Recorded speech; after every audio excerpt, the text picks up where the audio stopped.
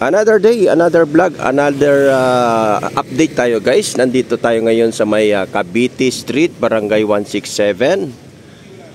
Ito. Ayan. So natatandaan nyo ba guys? Ito yung voluntary na pinademolish ni Kapitana.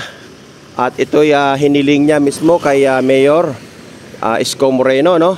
At i-follow up lang natin ngayon guys. Dati kasi ito yung dating barangay hall. Ito yung dating barangay hall na obstruction nga po pala talaga sa sa kalsada.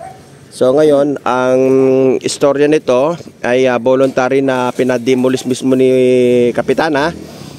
At ang sabi naman ni Mayor ay sila na ang gagawa.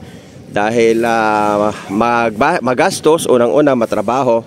Kaya tinulungan na po sila ng City of Manila, no? Ang engineering district kasama ng mga demolition team. So ngayon, update natin ngayon guys kung ano na ba yung kalalagayan ngayon dito sa dating barangay na dinimolish. At makikita natin ito, napakalinis na guys. Ang linis. Tapos ayun, merong rito, ilalagay nila daw dito si Mama Mary. Ayun, ayan. So yan lang guys. At kapansin-pansin na dating dugyot at talaga namang hindi mo masikmura yung dating kanal nito ay barado. At dito po yung ito kasi dati CR ito. Ito CR ng barangay guys, na ang pasok ng kanilang dumi ay dito sa estirong to sa Poso Negro, na to. So itong ginawa nila Poso Negro guys. Ngayon, kapansin-pansin ay simentado ang sidewalk, tapos may mga halaman. Ayan, oh. So napakagagandang halaman ang nakalagay ngayon dito. At kung kapansin-pansin nyo nung araw guys, ito yung dinidemolish. Kung makikita nyo sa aking vlog, may grotto dito na nakakabit, na nakalagay. So ngayon, ayan na. Inayos na at nilinis na guys. Kitang-kita naman natin, bagong semento itong bangketa, no? So ayan guys, oh. Ayan. Wow. Anlinis na guys, anlinis, grabe. Oh, yan ang itsura ngayon. Ito yung barangay noon. Ayan, oh, bakas na bakas pa. Makikita natin guys. At nilagyan nila ng siguro pinaparkingan, nilagyan nila ng harang. Ito. Ayan ang itsura ngayon. So ito yung bakbakan noon. Talagang makita natin na halos maghapon na binabakbak at nililinis itong barangay na to. So sa ngayon ay binalikan natin, 'di ba? Sabi ko nga sa inyo, babalikan natin lahat ng mga dinimolish. Titingnan natin kung napabayaan ba o naayos ba, kung ano naging hitsura na. So ito na nga ngayon, guys. Ayan, oh, Cavite Street. Yan Cavite Street, guys. Barangay 167. At napakaluwag na. Ang luwag na ng lugar ang kanilang barangay. Ay ang linis na guys, malinis na. So ito yan, ayos, ganda. Ayun. So talaga naman hindi talaga iniwanan itong lugar na to na mapariwara o maging dugyot pa, At talagang bago iwanan ng demolition team ay inayos at nilagyan nila ng halaman. Yun, ito ay sa tulong na rin ni Chairwoman, ni Kapitana. Yan. Dahil kung natatanda natin, si Kapitana mismo ang nag-request kay Yorme na tanggalin na itong barangay hall niya dito. Tanggalin na.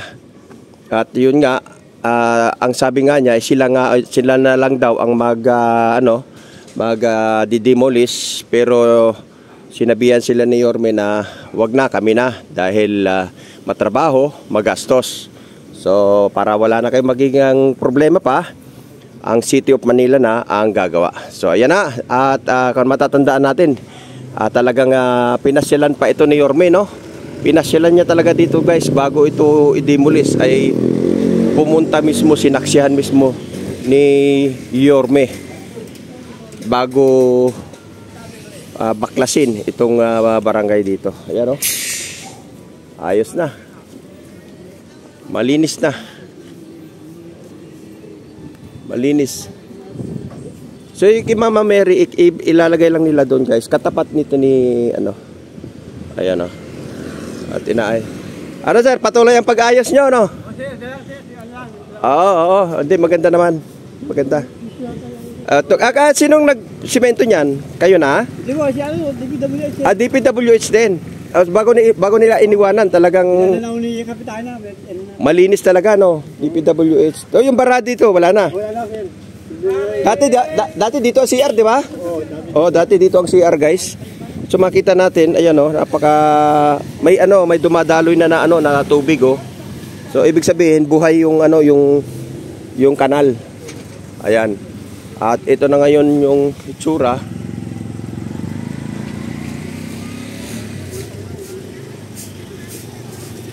Ayan.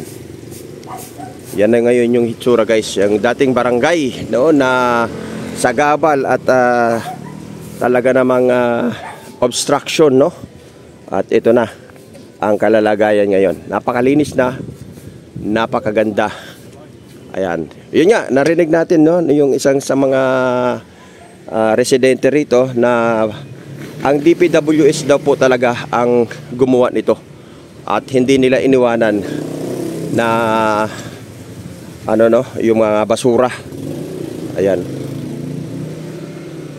Bagong bagong pinto, talaga yung simento. Tapos baka naman o nga pala, 'di ba? Merong nagbo-volunteer na na nagpipintura. Yung isa sa mga sponsor ni Yorme. Oy, baka makita niya itong vlog natin kay engineer. Shout out sa taga Boysen. Oo, baka naman pwede niyong pasadahan ito. Mga konting lang 'to, 'di ba? Yan, konting pintura lang 'to. Maganda na 'to, 'di ba? Yung side na 'to. Sabi nga niya, 'di ba, lahat buong Manila ay kukulayan nila. Oo, dahil makulay ang buhay sa Boysen. 'Di ba, sir? Si engineer 'yun eh. Si engineer. Panoorin niyo guys yung aking content doon kay engineer, dahil lang sabi niya lahat ng pwedeng pinturahan at pipinturahan natin at aayusin natin. Lalagyan natin ng buhay. Ayan, di ba? Ayan. So thank you guys. Yabagis Vlog at nag-a-update dito sa Barangay 167 Cavite Street. Kung ano na ba ang kalalagayan ngayon ng dating sagabal at dugyot na barangay hall. Ngayon napakalinis na. So yan, salamat po ng marami at tabayanan nyo po yung lahat ng ating update. Demolition man o matapos man ang demolition, babalikan natin. Yabagis Vlog, hindi sikat pero magbablog sa inyo ng tapat. Ikot ko muna yung camera guys. Yan, kaya itsura, oh. Yun, linis. Ayan, di ba? Salamat po.